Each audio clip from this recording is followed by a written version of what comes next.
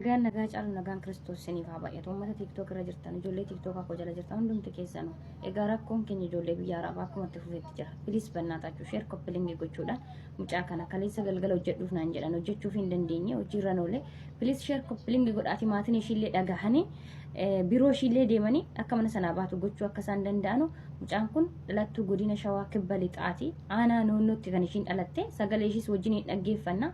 Iteenash itichaa Raggasaa jetteeti kan isheen dubbattu haanaa noonnoo godina Shawaa Kibba Lixaa ijoolleen karaa noonnoo ijoolleen magaalaa Walisoo jechuudha ijoolleen Walisoo beetilee maatii ishii beekuu dandeessu sheer koppiliingi gochuudhaan ripost gochuudhaan please obboleettii kana akka baasnu Riyaad keessa jirti bakka jirtullee beekuu hin dandeessu Riyaad keessa jirti lokeeshinii illee argachuu hin beektu please bannaataችሁ dhimmi lokeeshinii mataa nu dhukkubse sheer koppiliingi godhaati humni danda'u waa baasu rakkoon ijoollee keenya biyya Saawudii keessaa akkuma itti fufeetti jira adaraa waaqayyoo isinirraa kaa'e sheer koppiliingi godhaa amma dandeessan ittiin kaffallu riposti godha mucaa kana namni waaqayyo jaalateef Riyaad keessa jirti yookiin karaa biirootiin illee bakka ishiin jirtu baranii dhaqanii baasuu danda'u adaraa waaqayyo sheer koppiliingi naa godha na biraan darbina.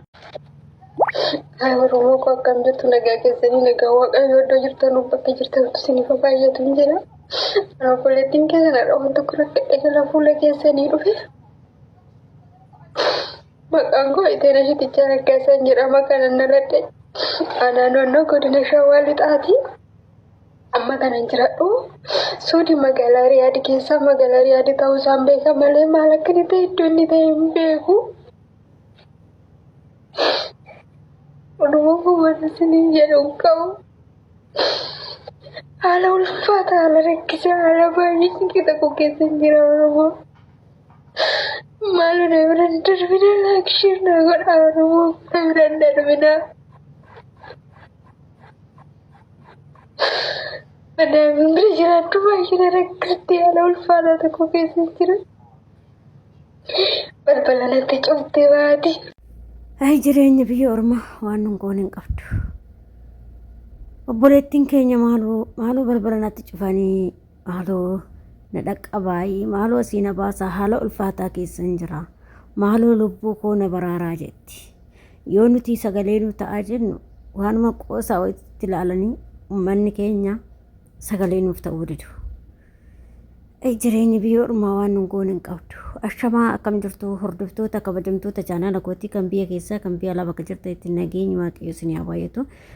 Akkam jirtu obboleettiin keessan nagaa gootuun qaba galata waaqayyo isin jecha egaa hordoftoota kiyya akkuma viidiyoo kana argitanitti hundumti keessan iyyuu jechuudha.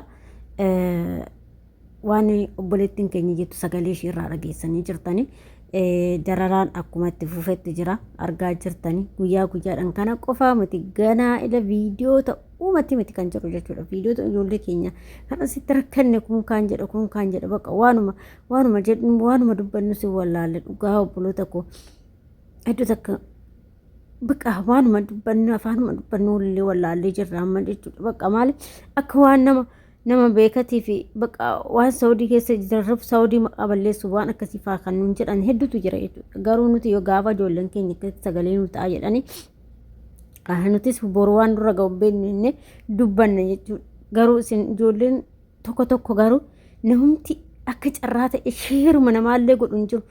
Akkasuma immoo namumti nama biraan akka ga'ullee viidiyoo kana olii dabarsan hin jiru jechuudha. Maaliif namni keenya walitti inaafa Oromoon keenya duraa walitti inaafti walitti dabdi dhugaa waaqaa jechuudha tokkummaan keenya jiraateerra akkuma saba kaawwanii ijoolleen keenya dararamuu hin danda'u jechuudha hedduu dararamaa jiru bara hedduu dararamu amma kuwwan maal jedha gaafa feesbuuk irratti agartanii gaafa tiktookii irratti agartanii ganaa sin qalu ganaa sin fixu ganaa akkas nuti ta'u isin akkas godhan namaan jedhan kun jedhama Oromoo koo kun jedhamu nuti garuu sagalee walii ta'uu qabna malee jecha akkanaa kana waliin jechuu hin qabnu abadan jecha akkanaa kana waliin jechuu hin qabnu atis anis isheenis hundi keenya dalagachuu baane malee bashannanaaf hin baane nuti toleetii miti kan biyya ofii keessaa namni kutee dhufu jechuudha yoo kan itti tolus ta'e biyya guddatte deema malee araban deemu jechuudha araba nama hojiidhaaf deemutu deema jechuudha kanaaf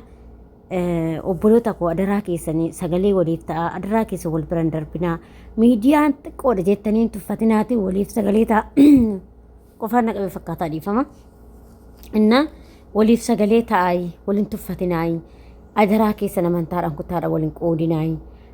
Jarri gaafa nutti kaatu ati Oromoodha, ati Amaaraa, ati Tirgeedha hin jettu. Bakka tokkotti nu qabdi. Ati amantaan kee kiristaana musliima hin jettu. Bakkuma tokkotti nu dararu. Adaraa keessa waliin milmadhaa lammii koo. Lammii koo lammiin kee dhumaa jira. Obboleewwan kee dhumaa jira. Obboleewwan kee akka siqaayii meeqa argaa jira.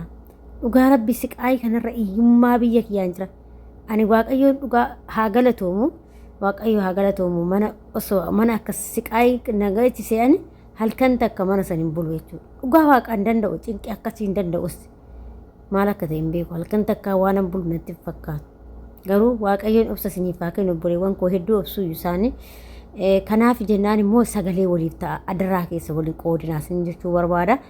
Nuti yoo Waaqayyo nuu mirmate malee nama nuu mirmatu dhabnee mootummaa nuu mirmatu dhabnee akkasuma immoo ejensiin nuu dubbatu dhabne biiroo nuu dubbatu dhabne biiroo birriin nurraa nyaatee nuu fidu biyyarraa nuu fidu malee biiroo gaafa rakkannee asitti sagalee nuu ta'u tokko hin jiru yookiin maal rakkattan jedhee nu gaafatu tokko hin jiru jechuudha. Innaa akkanumaa ofii keenya waliif sagalee haa taanu adaraa keessanii ijoolleen biyyoota biraa keessallee jirtan adaraa keessanii ijoollee Saudi Arabiyaa jirru hunduma keenyaafuu sagalee nu ta'a kan mana hunduma keessan jirrullee jechuudha. Ana maal fadhiyyaa ana ofii kiyyaa iddoo gaariin jira mana gaariin jira obboleewwan kiyyaa akkamitti akka isaan jiran immoo kama argaa jirru kana kama viidiyoo waliin agarru kana ofii keetii kana argaa maalumatu midhaas nyaachisa maaltu midhaas nyaachisa dhugaa Waaqaa jechuudha hedduu nama gaddisiisa.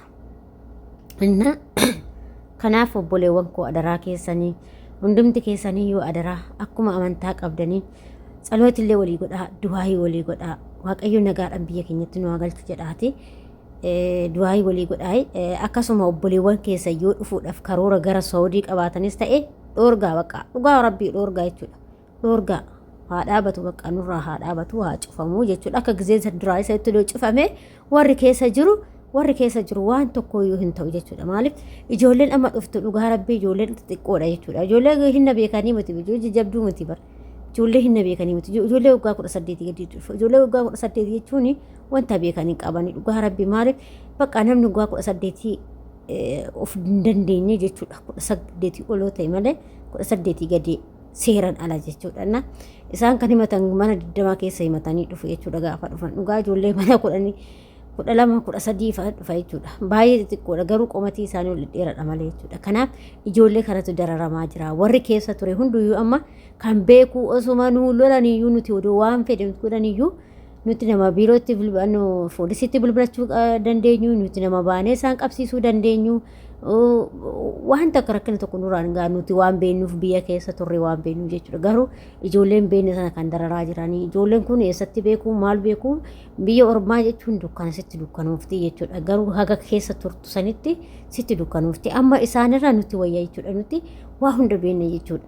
Kanaaf isaanii gaafa biyya ormaa dhuftu cillima sitti ta'a. An dhugaa Rabbii haga guyyaa falkana walii wallaalee jechuudha gaafan biyya ormaa kana dhufu. Kanaaf akkuma sanii isaanillee akkuma kana garuu amma akka duraatti nuti ekonomii nu tolee kun ijoollee sagalee nu ta'a jedhanii gizee rakkatan gizee sayyoo rakkattus duutus jiraattus namni sagalee maalii hin jedhamu jiru jechuudha. Kanaaf adaraa keessan obboloota koo sagalee walii ta'a adaraa sagalee nu ta'aaf ijoollee Saawudi Arabiyaa jiru hunda keenya fuyyuu isiniin jedha Waaqayyo siffaanaa ta'u. Obboloota koo Waaqayyoon harka isaa isinirraa qabatu kooluu isaa isinirraa qabatu nagaan biyya keessatti isin haa galchu nagaan baasee nagaa isin haa galchu isiniin jedha gubanni barana dhugaa.